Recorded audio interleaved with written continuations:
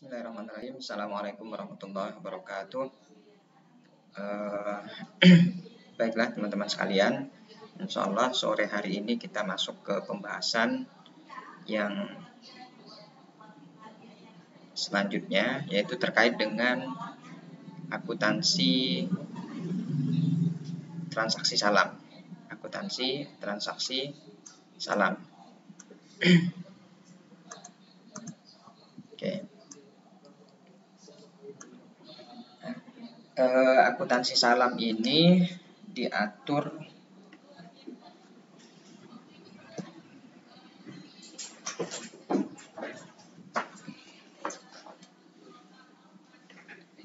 dalam PSAK 103.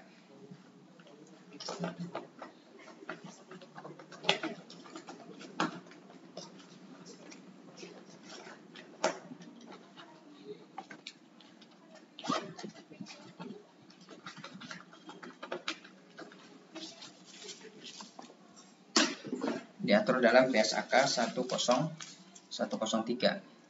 102 itu kan mengatur akuntansi murabahah, 101 mengatur tentang penyajian laporan keuangan syariah. Nah,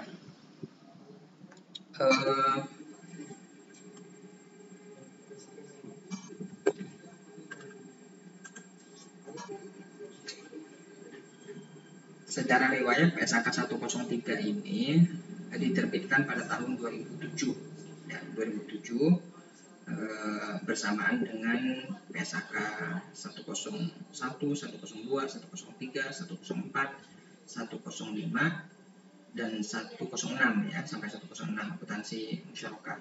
Ini terbitkan pada tahun 2007. Pada tanggal 27 Juni 2007 disahkannya untuk menggantikan PSAK 59 paragraf 69 dan sampai 80 tentang akuntansi salam.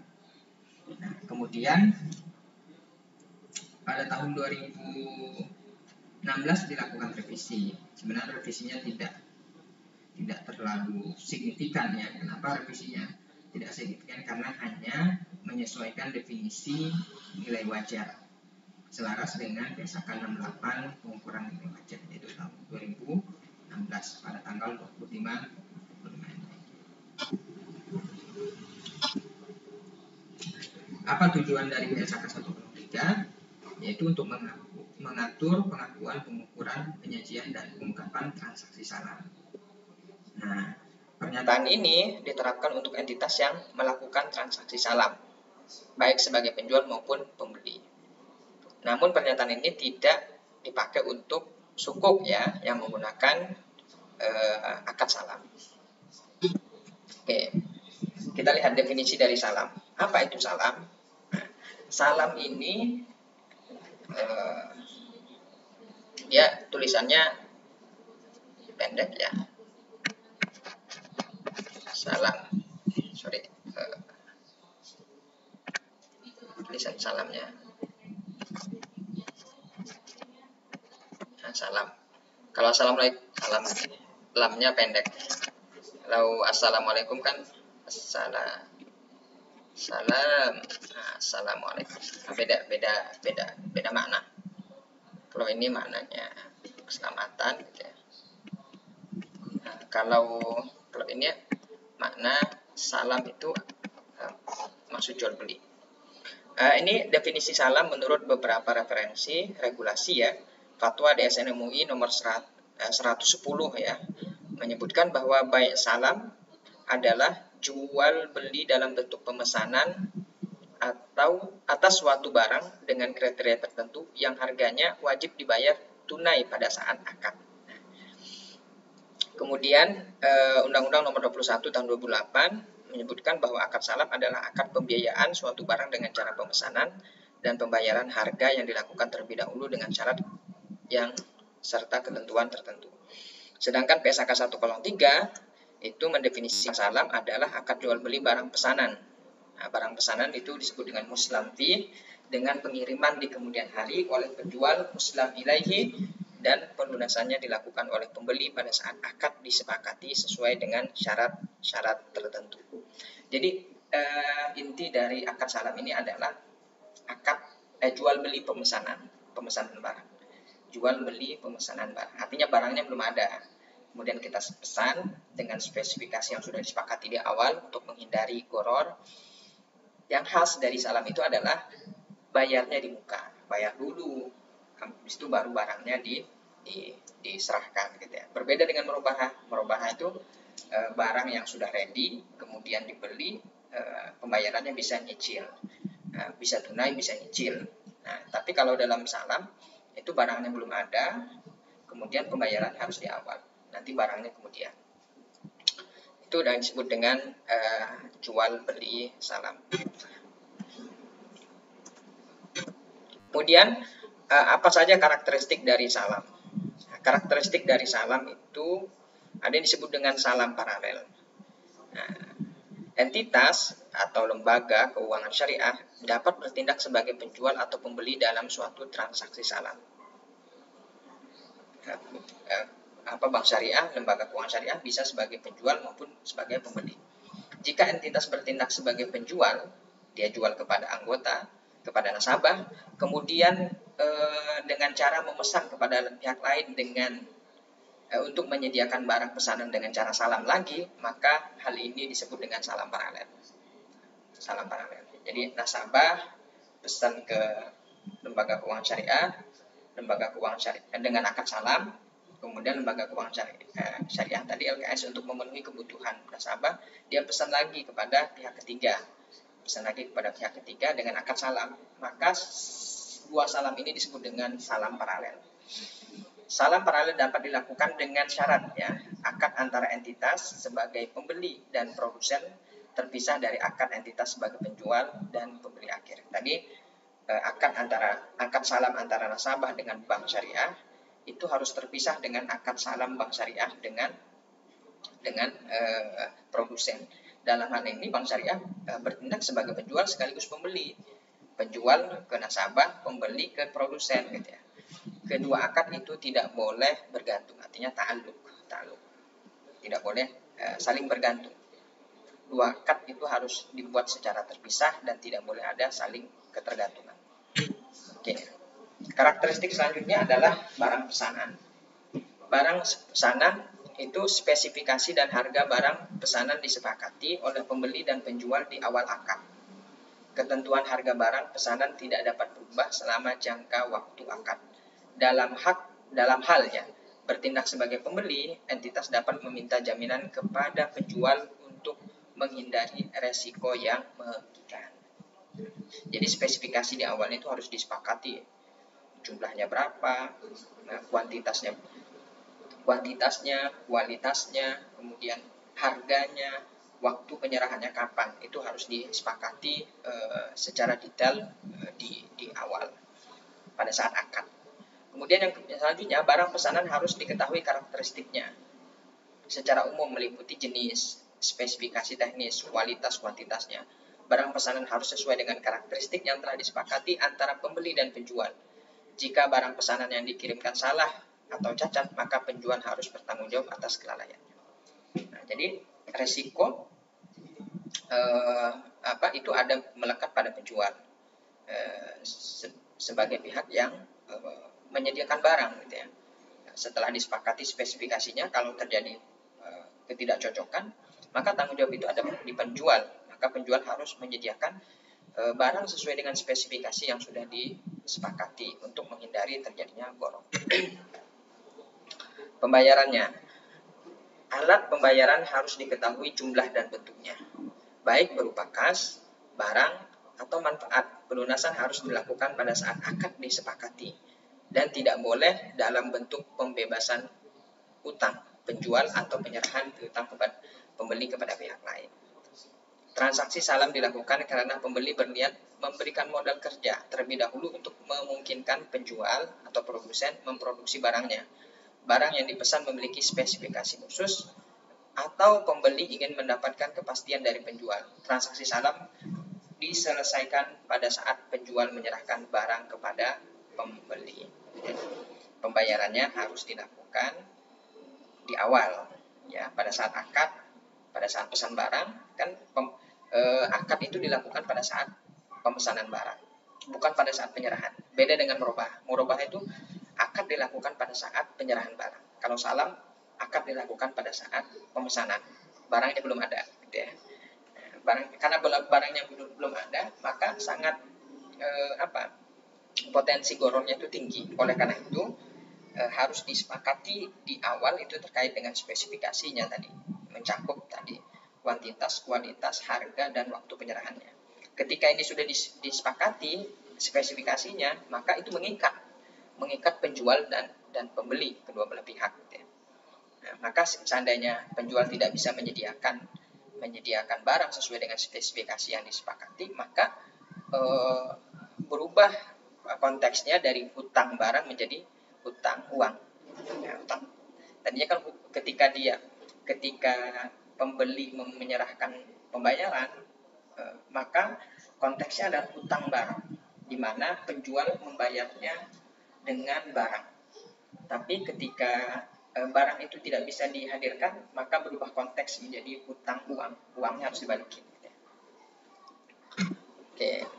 Nah, ini ketentuan fatwa DSN MUI terkait dengan jual beli salam, tercantum dalam fatwa DSN MUI nomor 5 tahun 2000 tentang jual beli salam. Ini ketentuannya, ketentuan pembayarannya, alat bayarnya diketahui jumlahnya, bentuknya baik berupa uang, barang, atau manfaat. Pembayaran harus dilakukan pada saat kontrak disepakati. Ya. Pembayaran tidak boleh dalam bentuk pembebasan hutang. Harus jelas ciri-cirinya, dapat diakui sebagai hutang. Harus dapat dijelaskan spesifikasinya, penyerahannya dilakukan kemudian, waktu dan tempat penyerahan barang harus ditetapkan berdasarkan kesepakatan. Pembeli tidak boleh menjual barang sebelum menerimanya. Tidak boleh menukar barang kecuali dengan barang sejenis sesuai dengan kesepakatan. Dibolehkan melakukan salam paralel dengan syarat akad kedua terpisah dari dan tidak berkaitan dengan akad pertama. Nah, ini adalah ketentuan jual beli salam menurut fatwa DSN MUI nomor 5 tahun 2000. Oke. Kita lanjutkan. Ini fatwa masih ada kelanjutannya ya, terkait dengan apa? Terkait dengan penyerahan barang ya. Harus tepat waktu penyerahan barangnya sesuai dengan kualitas dan kuantitas yang sudah disepakati. Nah, ini ketentuannya. Jika penjual menyerahkan barang dengan kualitas lebih tinggi, penjual tidak boleh minta tambahan harga. Jadi penjual barang yang sesuai dengan spesifikasi yang disepakati itu nggak ada gitu. Adanya yang lebih tinggi ataupun lebih rendah. Kalau lebih tinggi nggak boleh minta tambahan harga si penjual ini. Nah, jika penjual menyerahkan barang dengan kualitas yang lebih rendah dan pembeli rela menerimanya, maka ia tidak boleh menuntut pengurangan harga.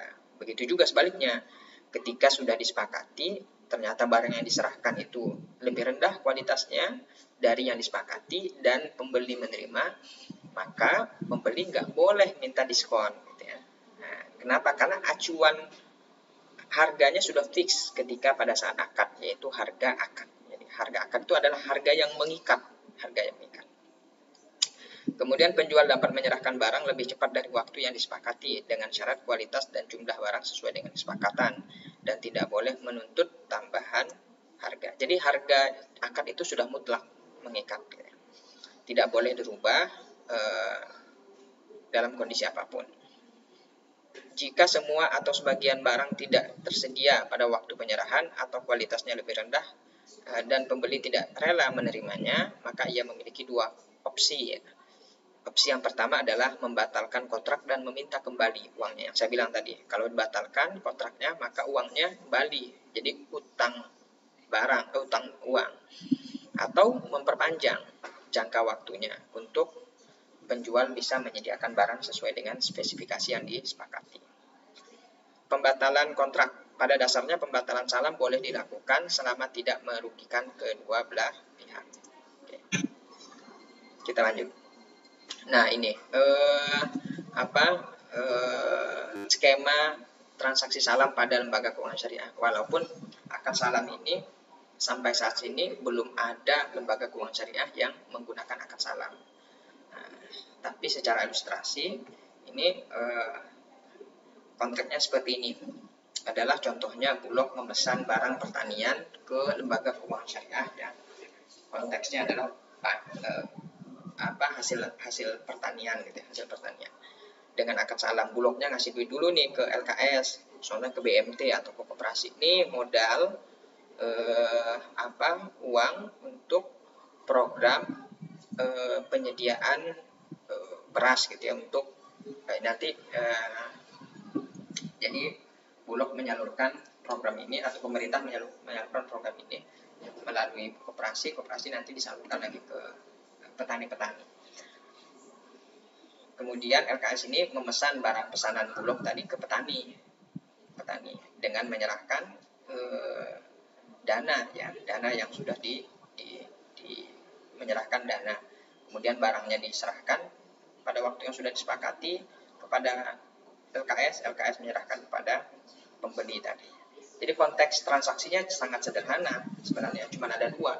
Yang pertama adalah pada saat pembeli menyerahkan uang pembayaran. Nah, kemudian yang kedua pada saat penjual menyerahkan barang kepada pembeli. Jadi transaksinya cuma ada dua gitu ya di sini. Oke. Makanya bagaimana perlakuan akuntansi salam? Nah, kita lihat akuntansi salam. Perlakuannya pertama adalah pada saat penyerahan modal usaha. Pada saat penyerahan modal usaha bagi pembeli itu berarti yang menyerahkan uang, penjual itu yang menerima uang. Pada saat pembeli menyerahkan uang, maka dia mengakui piutang salam, diakui pada saat modal usaha salam dibayarkan atau dialihkan kepada penjual. Jadi pada saat menyerahkan uang kepada penjual, nah, maka jurnalnya maka diakui sebagai piutang salam. Maka jurnalnya adalah debitnya adalah piutang salam, kreditnya adalah cash. Gitu. Kemudian modal usaha salam dapat berupa kas.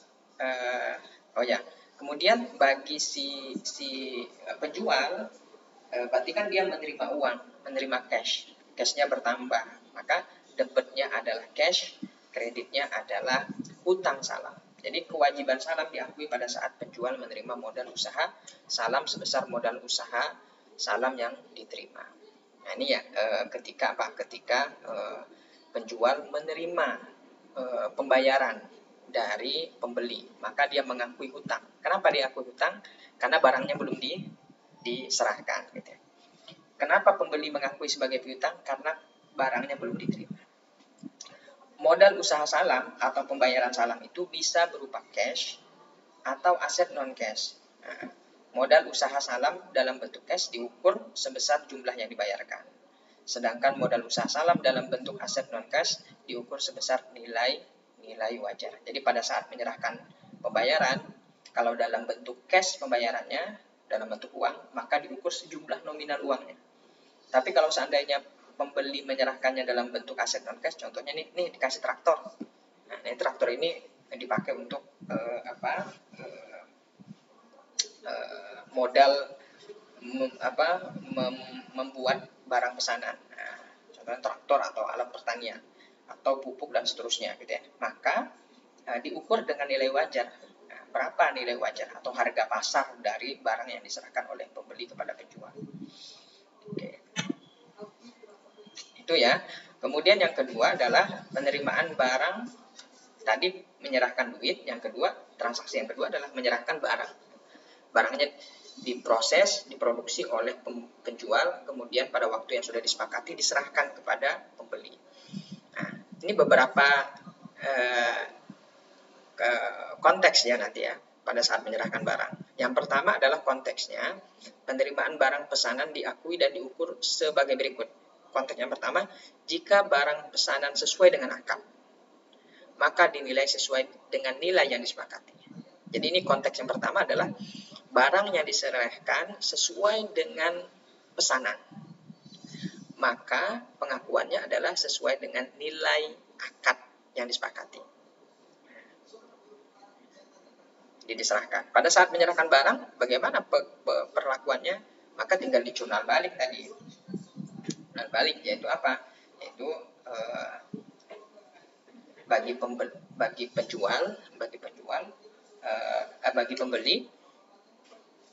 pembeli maka debitnya adalah persediaan atau aset salam, kemudian kreditnya adalah piutang salam.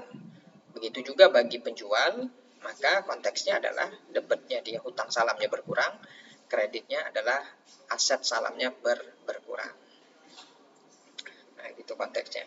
Kemudian jika barang pesanan berbeda kualitasnya. Nah, kasus yang kedua yaitu bagaimana jika berbeda kualitas barang yang diserahkan.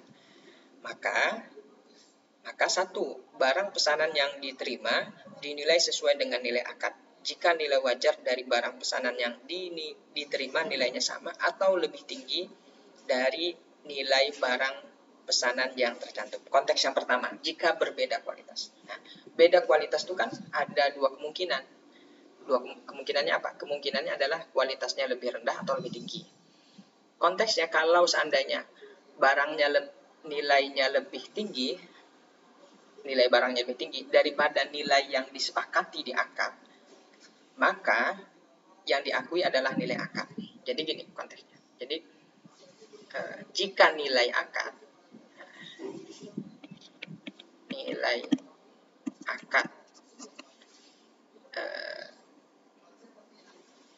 lebih kecil daripada nilai wajar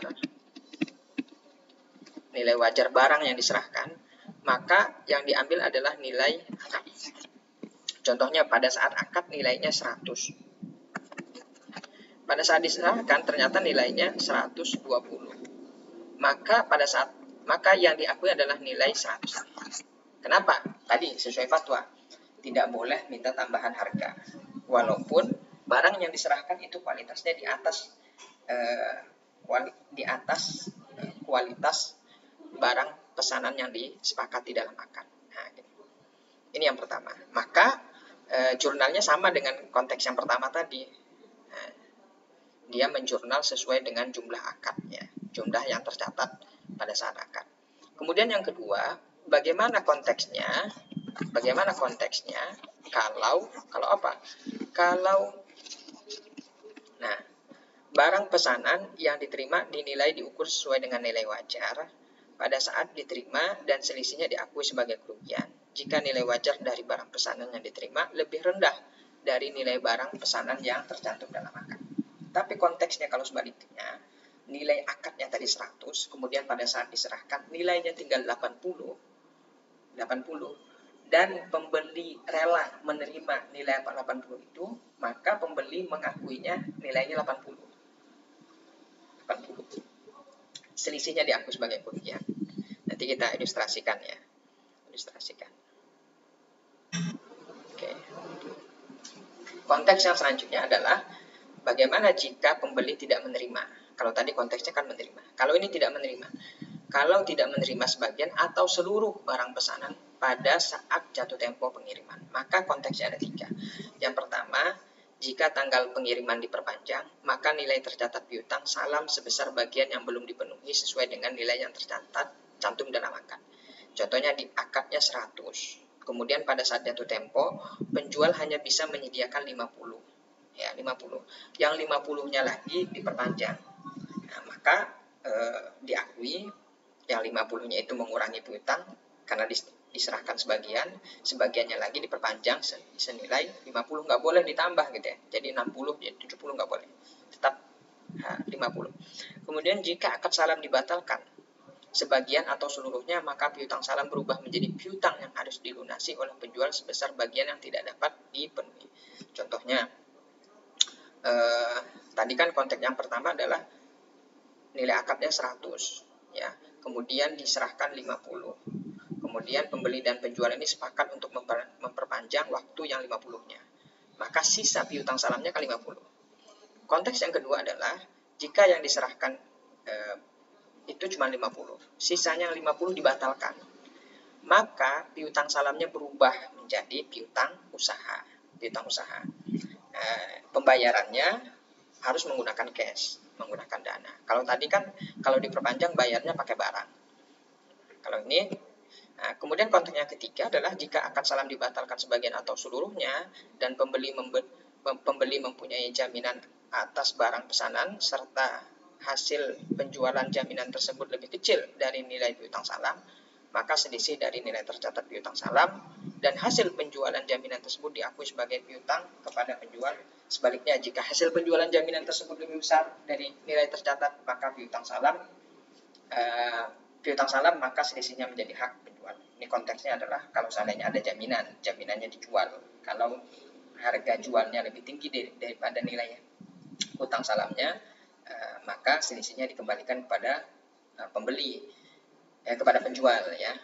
Tapi kalau konteks sebaliknya, nilai jaminan yang diberikan oleh penjual itu lebih kecil daripada nilai akad, maka sisanya harus dibayarkan oleh penjual. Oke.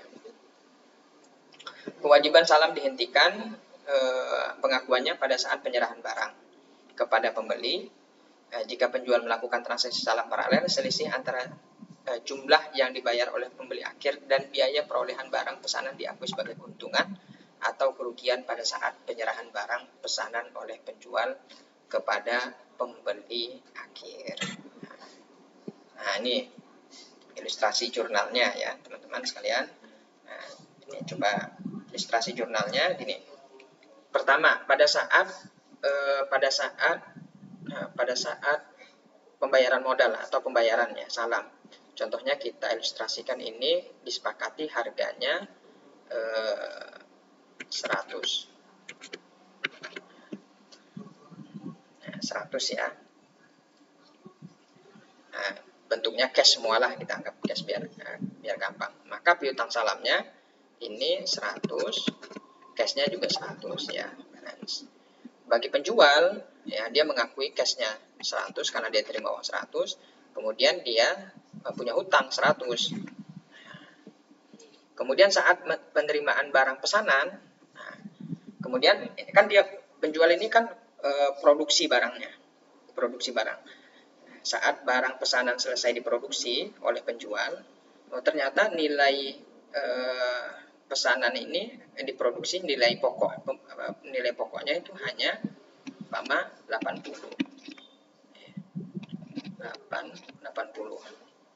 Selain produksi cuma 80 dia, entah dia produksi sendiri ataupun dia beli ke pihak ketiga gitu ya, atau ke produsen. Itu nilainya 80. Maka transaksi kedua pada saat dia serahkan barangnya tuh. Nah, pada saat penyerahan barang, konteks yang pertama adalah jika barang sesuai dengan akad.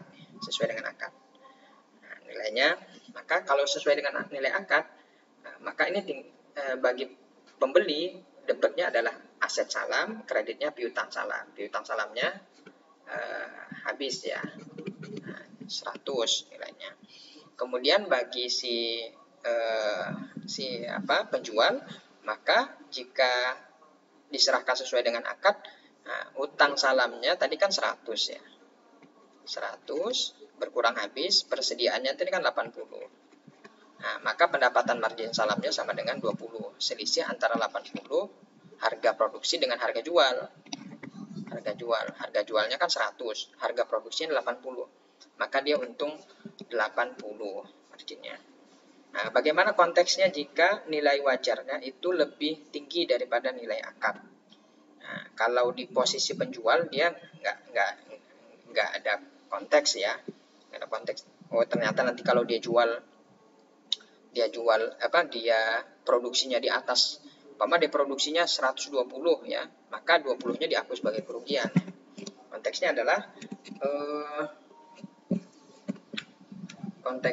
jika nilai wajar lebih besar daripada nilai akad, maka yang diakui adalah bagi pembeli itu sama kayak ini jurnalnya, diakui masih 100. Tapi kalau bagi penjual ini kalau seandainya dia produksinya 120, maka jurnalnya adalah debitnya hutang salam 100, kemudian debitnya kerugian 20, kemudian kreditnya adalah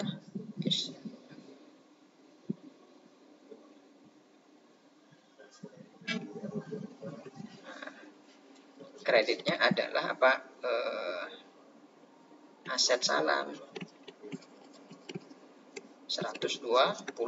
Jika tadi dia dia produksi barangnya 120, maka dia mengakui kerugian si penjual. Si pembeli enggak. Si pembeli dia tetap mengakui 100. Kemudian jika nilai wajar lebih rendah daripada nilai akad, bagaimana konteksnya? Maka contohnya dia nilai barangnya itu nilai wajarnya cuma 80 gitu ya. Maka si pembeli mengakui kerugian. Aset salamnya dia akui cuma 80, kemudian kerugiannya 20, piutang salamnya berkurang 100, habis. Tapi bagi si penjual, dia tetap mengakui sebesar sama kayak ini jurnalnya. Hanya jurnalnya tinggal nanti berapa dia produksi barangnya sama kayak ini. Apakah dia mengakui keuntungan atau sama atau lebih besar gitu. Kemudian konteks yang selanjutnya adalah bagaimana saat barang ditolak sebagian atau seluruhnya. Pertama konteksnya adalah jika diperpanjang.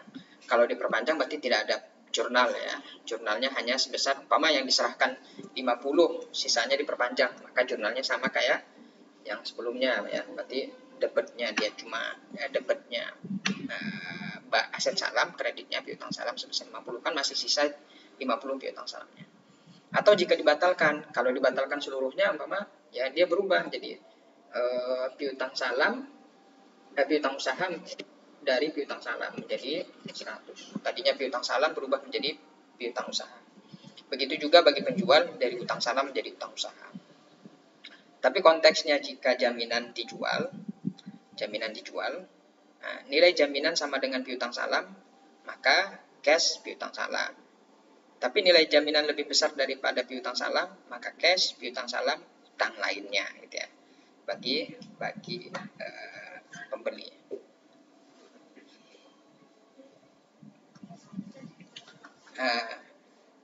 Begitu juga nilai jaminan. Bagaimana jika nilai jaminannya lebih rendah daripada piutang salam?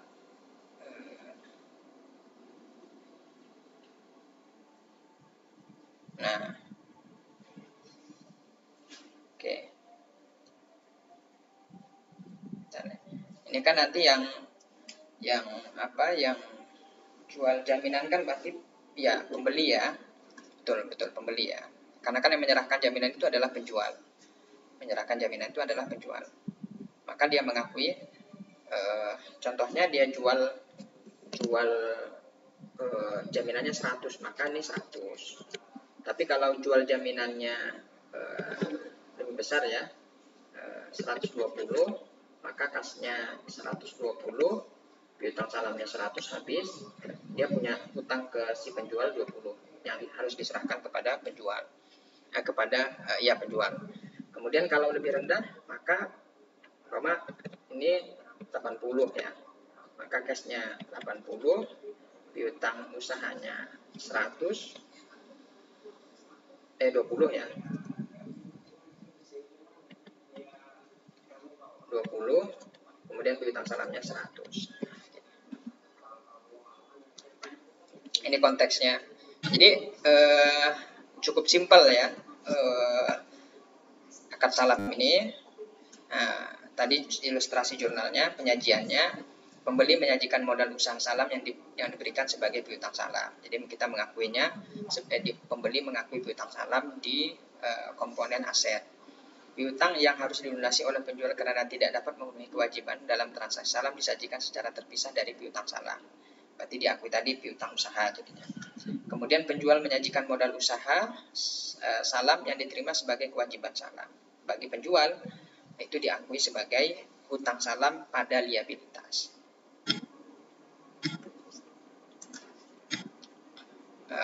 Yang perlu diungkapkan apa saja? Ini tadi besarnya modal usaha salam, baik yang dibiayai sendiri maupun yang dibiayai secara bersama-sama. Jenis dan kuantitas barang pesanan. Pengungkapan lain sesuai dengan PSAK 101. Juga sama. Oke, itu pembahasan akuntansi salam. Mudah-mudahan ada manfaatnya. Mudah-mudahan bisa dicerna dengan baik oleh teman-teman sekalian. Demikian, kurang lebih saya mohon maaf. Billahi taufiq wal hidayah wa ridwan wal mautu fisabilillah. Nanti kita diskusinya via WA group ya, teman-teman sekalian. Nanti tinggal nanti ada tugas dari saya kasih tugas untuk mengerjakan soal-soal soal-soal akuntansi salam. Oke, demikian.